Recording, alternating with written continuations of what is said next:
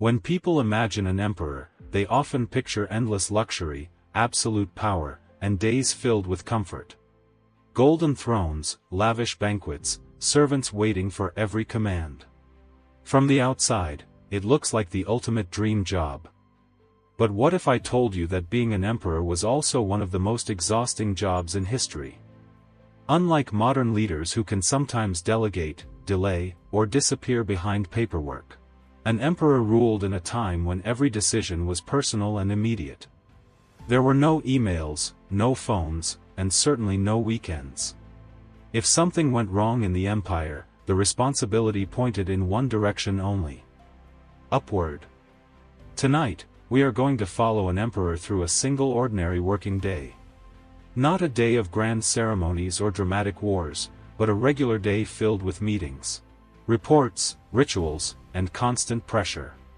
From the moment he opens his eyes to the moment he finally rests, his time does not truly belong to him.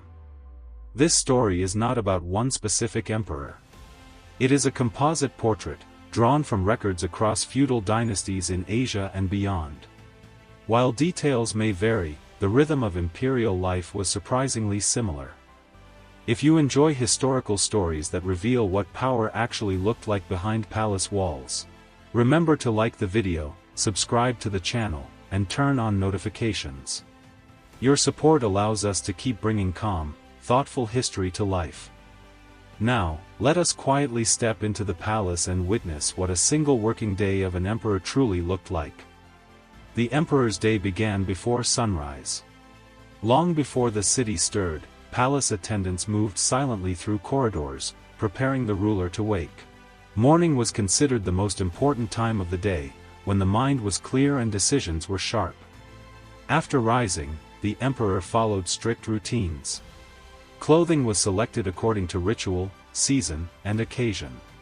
Even dressing was not a private moment. Every detail carried meaning, from colors to patterns, each symbol reminding the emperor of his role as the center of the state. Soon after came the first round of work. High-ranking officials presented reports from across the empire. Tax collection, crop yields, border security, legal disputes, and disaster relief all competed for attention. Some matters required immediate decisions. Others demanded careful thought. There was little room for delay. A slow decision could mean famine, rebellion, or loss of control. Mid-morning often involved formal court sessions. Officials stood in rigid order, speaking only when permitted. Every word was recorded. Every expression mattered. The emperor listened, questioned, approved, or rejected proposals, fully aware that his response could alter thousands of lives. Contrary to popular belief, meals were not long celebrations. Breakfast and lunch were brief and regulated. Food was tested carefully, not for luxury, but for safety. Eating was another duty, not a moment of rest. Afternoons were filled with document review. Scroll after scroll required signatures, corrections, or comments. Some emperors personally read everything. Others relied on trusted advisors, but trust itself was a delicate thing in a palace full of ambition. In quieter moments, the emperor might study classical texts, practice calligraphy, or review military maps. These activities were not hobbies. They were part of maintaining authority and intellectual legitimacy.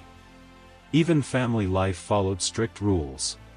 Time with consorts or children was scheduled, monitored, and often influenced by political considerations. Personal feelings rarely came first. As evening approached, the emperor attended rituals honoring ancestors or the state. These ceremonies reinforced the idea that the ruler was not just a man, but a symbol linking heaven and earth. By nightfall, exhaustion settled in. Yet emergencies could arise at any moment. Messengers might arrive with urgent news. The emperor had to remain ready, even when physically tired. Sleep, when it finally came, was light. As the palace grew quiet and lanterns dimmed, the emperor's day ended not with satisfaction, but with responsibility carried into sleep. Even dreams were likely filled with the weight of the empire.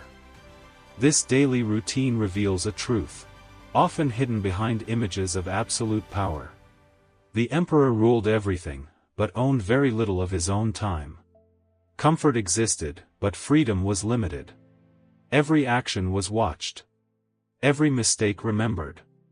Power, in the feudal world, was not only privilege. It was constant pressure. Understanding this does not mean romanticizing monarchy or excusing its flaws. Instead, it helps us see history more clearly.